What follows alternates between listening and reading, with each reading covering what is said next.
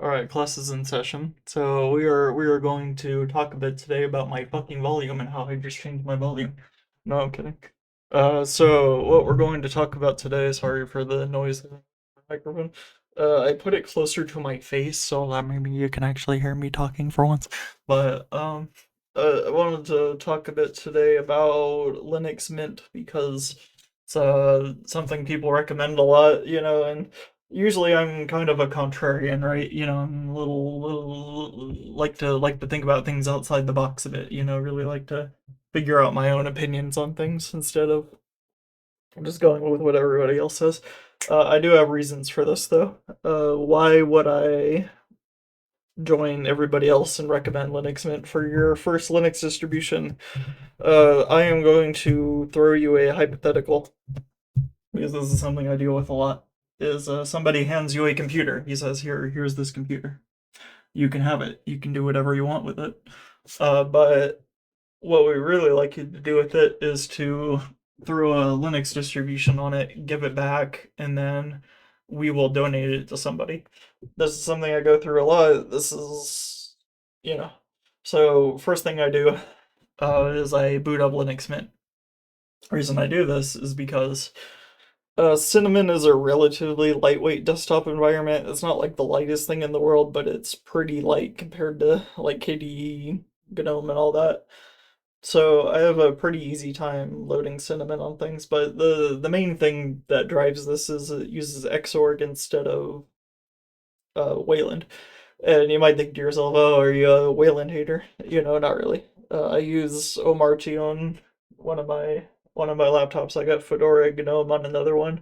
I got Ubuntu GNOME, which uses Wayland on a tablet. I got Arctic's KDE with Wayland on my desktop. So I'm sorry, I use Wayland. Okay, that's my preference. I don't really give a fuck what my display thing is as long as it fucking works. you know. So Wayland works for some of my machines. It doesn't work for all of them, but it works for some of them. Now, the ones where it doesn't work are usually older machines. So Wayland, I'm not even going to ask for support on such old hardware. But I have issues with stuff like waking from sleep, that kind of thing, where I can have like loss of display or whatever, and then I have to hard reset. It's not fun. It's not something I want to impose on somebody. So one of the first things I have to make sure is, can this computer wake from sleep?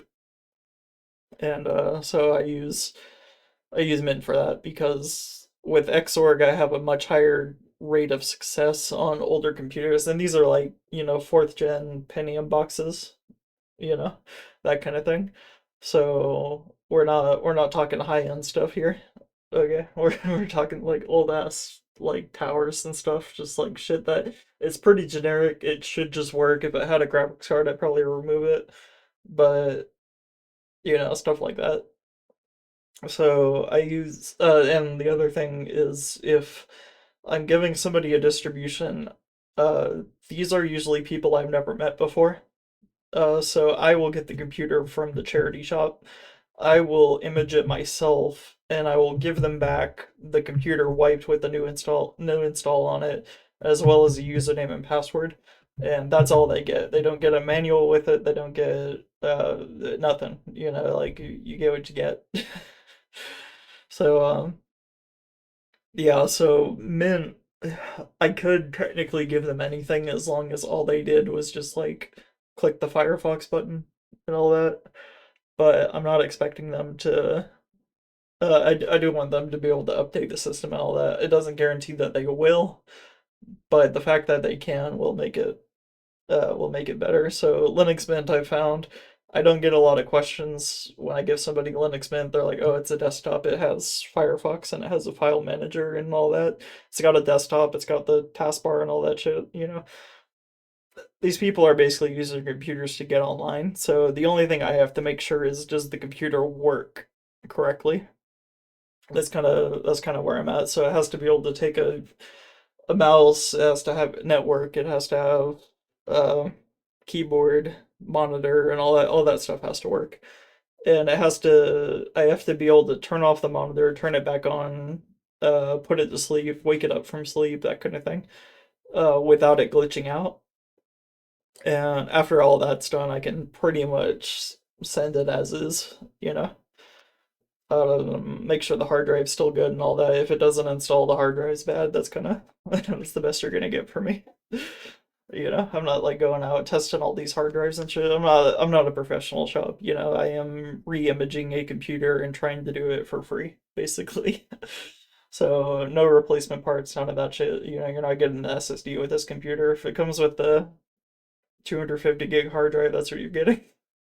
Like it's gonna be slow as shit, but you're using this thing to check your email. So, but yeah, that's why I kind of go with Linux Mint is because I find their user experience and their display server and their desktop to be the easiest for me to set up a new user with. If so, like for example, I had given my mom Solus Linux back in the day, back when Budgie was more new, and so she never asked me any questions either. She was like, "Why can't I install any of my programs?" I said, "Well, it's Linux. It's not going to run your programs, so forget about it. Just use it for web browsing like you would a Chromebook, because this was replacing her Chromebook.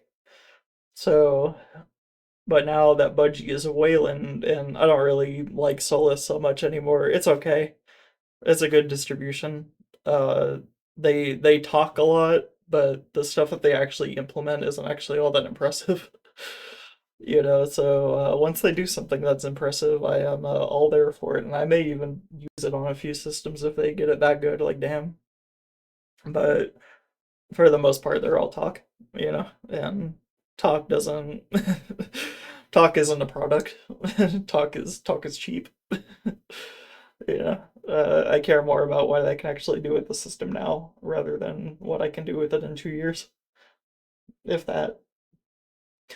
So yeah, that's why because like I'm going down the list of distributions, and a lot of the easy ones are switching to Wayland, and when I get these systems, I'm not told anything about them. They don't know what CPU is in it. They don't know what architecture it is. They don't know anything about it. If it has wireless, none of that. It may not even have a drive. I'd have no idea.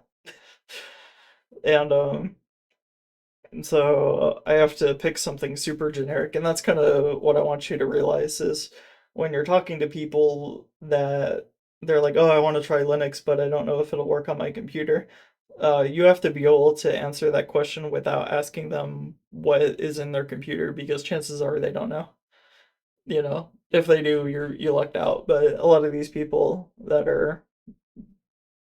you're basically forcing Linux onto, they don't know anything about computers, so you're gonna have to pick something that just works. And Mint for me is that just works distribution. Other than I've experienced some bugs on it, especially with NVIDIA, but that's not a huge problem. It's not an issue for people just trying to get online anyways. So that's why I still stick with the Linux Mint recommendation. I don't give people shit over it, you know? I think that if there is a one single distribution where you can just say throw this on your computer no matter what the computer is, Linux Mint is probably that option. It's not a guarantee, nothing's ever a guarantee, but Linux Mint is a pretty good option for that. For like these kind of generic towers and mini PCs and all that kind of thing. So yeah, that's sorry I haven't uploaded in a bit. I thought about doing another video, but it didn't really pan out. I wanted to do one about like how kind of user unfriendly open source software is, but I couldn't actually come up with any examples except like creative software, which I consider in its own separate class of software. But the file manager in these operating systems, like I was going through my desktop and I'm like, what here is user unfriendly? And I'm like, nothing here is really user unfriendly other than the package manager. So, you know, uh, I didn't really come up with it. That was actually kind of a glowing endorsement of open source. I ended up finding out was I was like, oh, actually, this is this does have a lot of user friendly software. It's actually very usable for new users. So that's pretty cool. All right, I'll see you guys later. Bye.